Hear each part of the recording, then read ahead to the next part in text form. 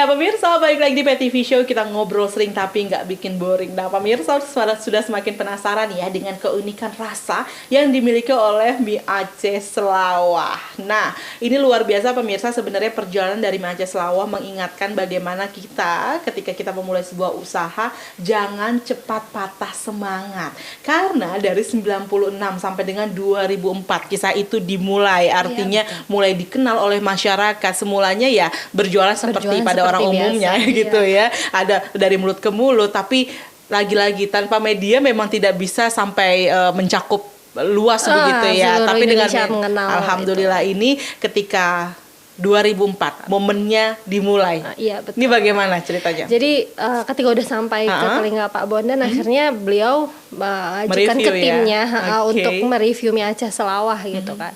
Akhirnya pertama hanya mie aja, mie-nya saja, lalu lumayan ketika sudah tayang itu udah langsung penuh restoran kita, hampir setiap hari penuh. Terus tidak berapa lama, waktu itu masih zaman koran ya. Koran masih orang baca koran. Masih zamannya waktu itu koran. Di tahun yang sama kita masuk halaman belakang Kompas. Wow. Halaman itu udah satu pencapaian. Wow. Ya kan Kompas hari Minggu zaman dulu paling belakang tuh ada sesuatu yang kayak orang pasti baca gitu kan, halaman belakangnya. Setelah direview satu halaman oleh Kompas ini, akhirnya enggak sih. Terus kita makin viral lagi sih nasi goreng sampai orang antri-antri seperti itu, dan permintaan untuk buka cabang tuh makin banyak. Akhirnya kita memutuskan di tahun 2009 kita sudah memulai cabang kedua gitu. Tapi begitu lagi, ketika kita memulai cabang kedua kita down lagi, maksudnya di cabang kedua ini kurang laku gitu kan. Lalu kita tutup lagi, kita coba lagi. Nah di saat itu kita lagi zaman festival juga kan, dengan adanya festival Jajanan Bango, festival Jakarta Fashion Food Festival gitu kan. Itu kita juga akhirnya banyak ditawarkan lokasi-lokasi yang cabang-cabang baru gitu kan. Mencoba lagi untuk membuka cabang ketiga, down lagi gitu kan, down lagi seperti itu. Tapi akhirnya ya udah kita putuskan kita perkuat manajemen dulu nih, karena ternyata dulu manajerialnya juga kurang kuat gitu. Akhirnya di tahun 2010 ya, ketika kita sudah solid itu, ayah saya memutuskan untuk keluar dari kerjaan. Akhirnya keluar resign, fokus untuk mengajarkan si mie Aceh Selawah ini. Akhirnya dibangunlah PT yang solid. PT yang solid akhirnya dimasukkanlah adiknya Umi itu untuk di bagian manajerial. Kita hire juga manajer. Jadi ketika kita udah niat, disitulah kita udah solid gitu. Akhirnya tahun 2015 saya juga resign dari kantor juga. Saya join karena saya lihat kayak ini potensial, cuman kalau tidak ada yang megang siapa lagi gitu loh. Sayang sekali karena makanan daerah itu adalah sesuatu yang everlasting, nggak akan pernah mati gitu. Saya lihat ketika kita memodernisasi makanan daerah, kenapa enggak gitu loh. Karena saat itu juga pemain mie Aceh yang restoran yang modern tuh belum banyak juga. Akhirnya tahun 2015 kita mulai membuka cabang satu persatu sampai akhirnya kita sudah punya 7 cabang. Masya Allah, yang terus eksis sampai dengan hari ini begitu ya. Meskipun ini juga pasti jadi tahun yang cukup berat begitu ya bagi pelaku usaha. Bagi semua pelaku usaha ini adalah tahun yang sangat-sangat luar biasa. Semuanya harus berjuang, mengeluarkan energinya.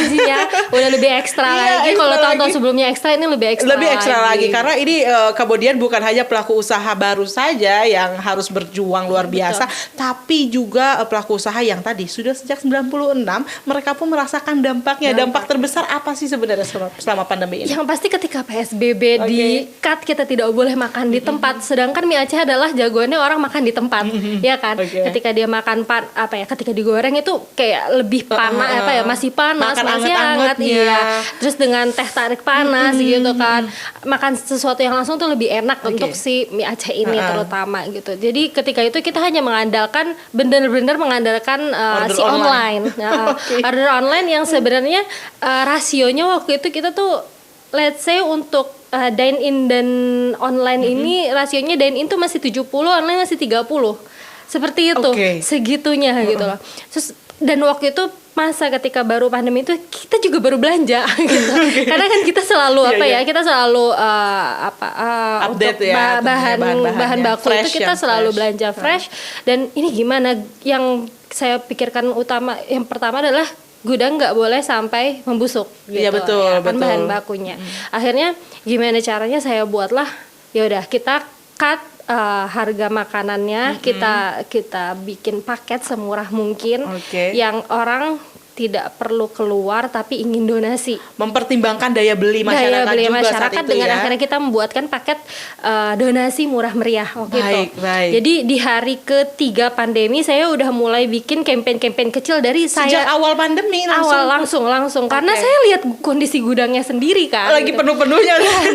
Aduh gini amat gitu baru belanja gitu kan. Sedangkan apa yang masuk duluan dia harus keluar duluan kan. Sedangkan yang stok kita yang lama juga masih ada walaupun tinggal sedikit, tapi tetap tidak boleh ada penumpukan lebih dari seminggu gitu kan, terutama untuk restoran. Tetap mempertahankan gitu kan. Gitu. Terus akhirnya dibuatlah di hari ketiga saya mulai dari sosmed lagi. Kekuatan sosmed lagi, saya ajak beberapa teman dekat saja. Mau nggak donasi 5 aja gitu. Satu-satu saya kontak 5 aja, 5 akhirnya terkumpullah 150.000.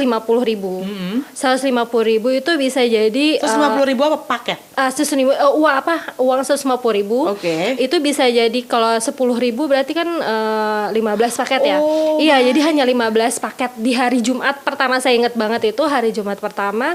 Akhirnya bisa kita buatkan video sebagai campaign awal gitu ya. Akhirnya sebagai karyawan saya dengan dulu kan belum ada face shield ya, hanya masker, hanya sarung tangan, kita dokumentasikan mereka ketika memberikan kepada duafa waktu itu. Jadi memang diproyeksikan untuk itu begitu ya. Duafa karena kita bikin paketnya murah 10.000 sampai waktu itu 15.000 sampai 25.000 untuk mie dan nasi gitu. Di hari pertama kita seperti itu, ternyata dalam seminggu pencapaiannya makin bagus, udah mulai 100 paket udah masuk gitu.